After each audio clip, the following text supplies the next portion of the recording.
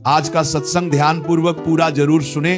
घर में सुख शांति समृद्धि के लिए ये खास बातें जरूर ध्यान रखें।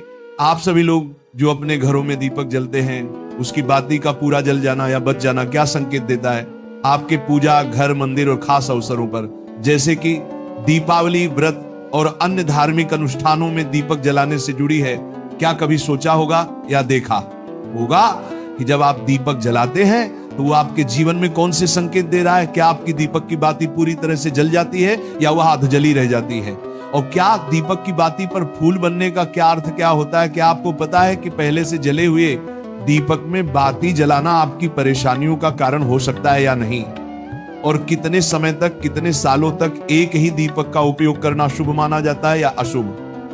आज हम इन सभी रहस्यों का पर्दाफाश करेंगे और जानेंगे कि दीपक आपके जीवन में खुशहाली या बाधाएं कैसे ला सकता। तो भक्तों, आपको जानकर हैरानी होगी कि आप अपने पूजा घर के मंदिर में दीपक जलाते समय अगर ये गलती करते हैं तो आपको इसका परिणाम जरूर भुगतना ही होगा। दीपक की बाती का पूरा जल जाना और बाकी का बच जाना भी अलग अलग संकेत देता है, जो आपके लिए जानना बहुत जरूरी है। जब हम पूजा करते हैं तो हमारा दीपक कभी कभी अचानक से बुझ जाता है और कभी कभी ऐसा होता है कि हमारी पूजा होने के बाद हम उस दीपक को भगवान के सामने जलता छोड़ देते हैं, लेकिन कुछ समय के बाद में दीपक खुद बखुदा जली बाती और घी बचा रह जाता है। और कभी कभी तो हमारे दीपक की बाती पूरी जल जाती है और उसमें फूल भी बन जाता है। तो इनके अलग अलग नकारात्मक और सकारात्मक परिणाम होते हैं। तो सबसे पहले ये जानते हैं कि अगर हमारे दीपक में फूल बन रहा है तो इसका क्या मतलब होगा। प्रिय मित्रों, अगर हमारे दीपक की बाती में फूल बन रहा है तो इसका सीधा सा मतलब है कि भगवान ने हमारी प्रार्थना को स्वीकार कर लिया है और वह हमारी पूजा से प्रसन्न है। इसका संकेत वह बाती में बने इस फूल के माध्यम से देते हैं। अगर आपके घर में दिव्य शक्तियां मौजूद हैं और आपके साथ साथ वह भी ईश्वर की पूजा में अपना ध्यान रखती हैं, तो आपकी दीपक की बाती में एक से ज्यादा फूल बनते हैं और कभी कभी साथ ही किसी भी देवी देवता का रूप भी दिखने लगता है। तो अगर आपके दीपक की बाती में फूल बन रहा है तो आप सच में बहुत भाग्यशाली हैं। इसी के साथ दीपक जलाने के भी कुछ खास नियम आपको जरूर जानने चाहिए।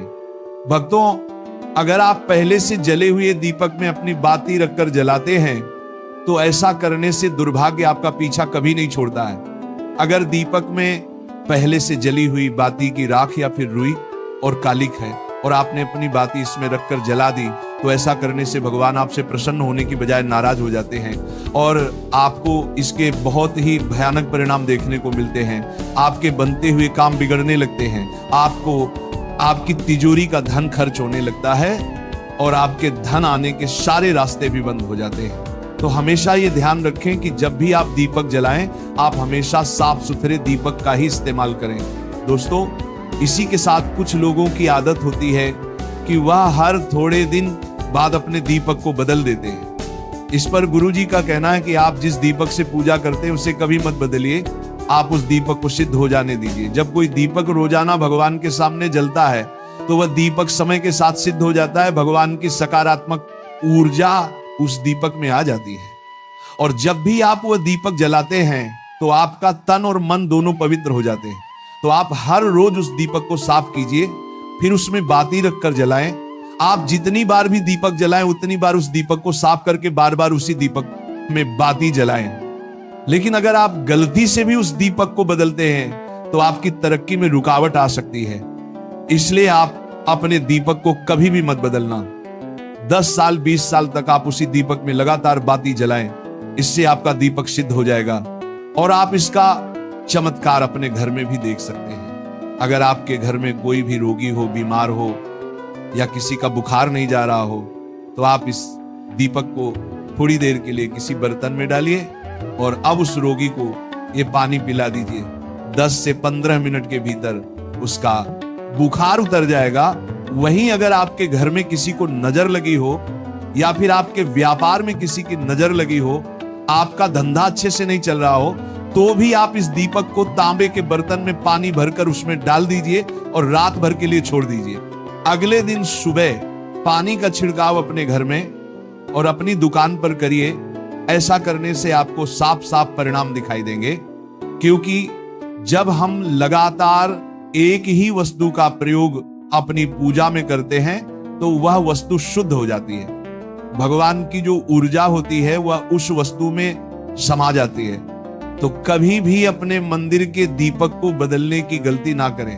दोस्तों, अगर आपके मंदिर का दीपक टूट जाता है या फिर खराब हो जाता है या खंड हो जाता है, तभी आप उस दीपक को बदल सकते हैं। लेकिन फिर भी आप उस दीपक को ना फेंक, बल्कि इसे अपने घर में संभाल कर रखें, क्योंकि यह भगवान की सकारात्मक ऊर्जा का भंडार होता है।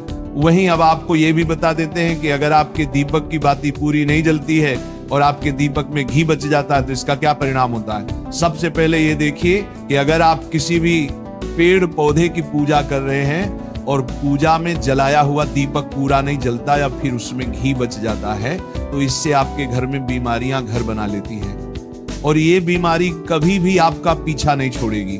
तो जब भी आप किसी भी पेड़ पौधे या मंदिर के बाहर किसी भी स्थान पर पूजा करें तो यह ध्यान रखें कि उसकी बाती पूरी जले और उसमें घी बचा हुआ ना हो, क्योंकि ये आपकी अच्छी सेहत के लिए बहुत ही अच्छा प्रभाव देगा। वहीं अगर आपके घर के मंदिर में दीपक की बाती पूरी नहीं जलती और पूजा करते समय दीपक बार बार बुझ जाता है, तो जरूर आपके घर में नकारात्मक ऊर्जा का वास है और ये आपकी पूजा में विघ्न डालने का काम करती है। दोस्तों, हमारे घर में अगर कोई बुरी शक्ति होती है या फिर कोई ऐसी ऊर्जा होती है जो ये नहीं चाहती कि आपके घर में भगवान की कृपा हो और सकारात्मक ऊर्जा हो, तो ये आपकी पूजा सफल नहीं होने देती, क्योंकि भक्तों एक वातावरण में एक ही तरह की ऊर्जा रह सकती है, या तो सकारात्मक या नकारात्मक। जो बुरी शक्तियां होती हैं वह ये कभी भी नहीं चाहती कि आपके घर में देवी देवताओं की कृपा हो। अगर आपके घर में भगवान ने अपनी कृपा की तो उन बुरी शक्तियों और ऊर्जा का प्रभाव खत्म हो जाएगा। इसलिए ये शक्तियां चाहती हैं कि आपकी पूजा में रुकावटें आए।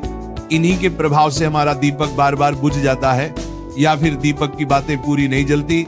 इस सब से बचने के लिए आपको सच्चे मन से भगवान का स्मरण करना चाहिए। जब भी आप दीपक जलाएं, भगवान से प्रार्थना करें कि आपके आसपास जितनी भी नकारात्मक ऊर्जा हो वो आपसे दूर रहे और भगवान की कृपा आप पर बनी रहे। ऐसी शक्तियों से बचने के लिए जब भी आप दीपक जलाएं, गंगा जल से एक गोल घेरा बना लें और उस घेरे में दीपक को रखें, क्योंकि दोस्तों गंगा जल को बहुत ही पवित्र माना गया है और महादेव का वरदान भी गंगा जल को प्राप्त है। गंगा जल में सबसे पहले तो कोई भी बुरी शक्ति प्रवेश नहीं कर सकती, इसलिए गंगा जल कभी खराब नहीं होता और हर तरह की ऊर्जा को सकारात्मक ऊर्जा में बदल देता है। अगर आप गंगा जल से बने गोल घेरे में दीपक को रखेंगे तो ये आपकी पूजा में किसी भी शक्ति को बाधा नहीं बनने देगा और कोई भी नकारात्मक शक्ति आपके दीपक को बुझा नहीं पाएगी। आप निर्विघ्न अपनी पूजा संपन्न कर पाएंगे और देवी शक्तियां भी आपके जीवन में अपनी कृपा और आशीर्वाद बनाए रखेंगी। ये जो हमें दुख मिलते हैं ना, ये पाप के कारण मिलते हैं। लोग मारे घूम रहे हैं, दुख मिटाने के लिए सोचते हैं कोई जादू कर दे, कोई टोना कर दे, कोई जंतु बांध दे, कोई आशीर्वाद दे दे। अरे काहे को पागल हो? यदि तुम अच्छे आचरण करते हो, भगवान नाम जप करते हो, सधर्म से चलते हो, तो तुम्हें किसी से आशीर्वाद मांगने की जरूरत नहीं। बात मान लीजिए, प्रार्थना मान लीजिए।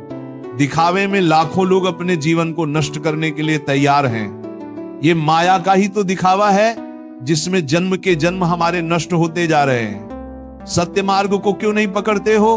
किसी के आशीर्वाद की जरूरत नहीं आपको आनंद प्राप्ति के लिए। आप आनंद के बच्चा हो, आनंद स्वरूप हो, जिनसे आशीर्वाद मांगते हो। उनके अंदर जो आत्म तत्व बैठा है वह तुम्हारे अंदर बैठा है, वही संपूर्ण आनंद लिए तुम्हारे अंदर बैठा है। तुम्हें किसी से गिज्ञाने की जरूरत नहीं। बस तुम अपने स्वरूप को नहीं पहचान पा रहे हो, अपनी शक्ति को जागृत नहीं कर पा रहे हो, इसलिए तुम दौड़े घूम रहे हो। भागने की जरूरत नहीं है। सत्संग सुनो, उसे अपने आचरण में उतारो। ये बात आप कागज में लिख लो, चाहे दिमाग में लिख लो। जब तक आपके आचरण शुद्ध नहीं होंगे, जब तक आप भजन नहीं करोगे, जब तक आप दूसरों को सुख नहीं दोगे, मन वचन कर्म से किसी को भी दुख नहीं पहुंचाना, तब तक आप भाग्य यहां से लेकर ब्रह्मलोक तक अगर आपको सुख मिल जाए तो बता देना, आ ब्रह्म भान लोक पुनरावर्तन अर्जुन, यहां सुख मिलने वाला है। आ ब्रह्म स्तंभ पर्यंतम सर्व माया जगत, यहां सुख मिलने वाला है। अगर सुख सिंधु भगवान का भजन नहीं करेंगे, बैठ के अपने घर में बैठकर आधा घंटा भजन नहीं करेंगे, मारे घूम रहे हैं, सोच रहे हैं ये भगवान का अवतार है, हमारा कल्याण हो जाएगा। ए भाई, जब भगवान वास्तविक अवतार लिए और जो भजन नहीं किए उनका भी कल्याण नहीं हुआ। भगवान के अवतार के समय हम भी रहे होंगे, कहीं ना कहीं किसी जीव जंतु के कल्याण हुआ क्या? अब भजन करोगे तो कल्याण हो जाएगा, हमारी बात मान लो। बार बार आपको कभी कड़वे शब्दों में, कभी मीठे शब्दों में बताते हैं। ए भाई, बचपन से भगवान के मार्ग में लगे हुए हैं, हमको अपना कर्म भोगना पड़ रहा है।